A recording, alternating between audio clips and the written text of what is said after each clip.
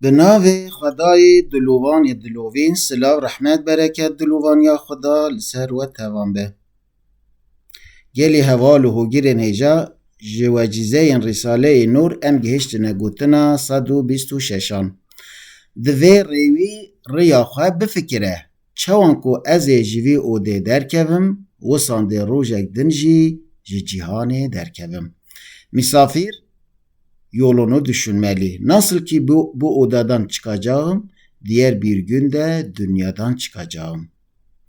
Mesele her imazın yemiruvan rızgarbuna jidoje heye.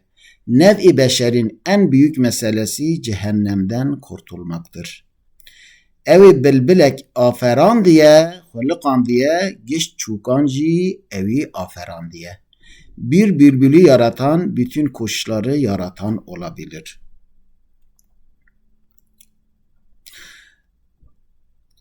لذت حقیقی او به اش تند ایمان دeye او به iman edebe. Hakiki ve elemsiz lezzet yalnız imanda ve iman ile olabilir. Beguman civaniya ve dejive biçe. Sizdeki gençlik katiyen gidecek. Beguman de biçe geli hevalan. Bila tu kes bawaryaxe bi xurtbûna xwe neyne. آنگوری بلا گاوان بابجه و حرکت بکه. امانت خدا بن خدا آلیکاره و به انشاءالله.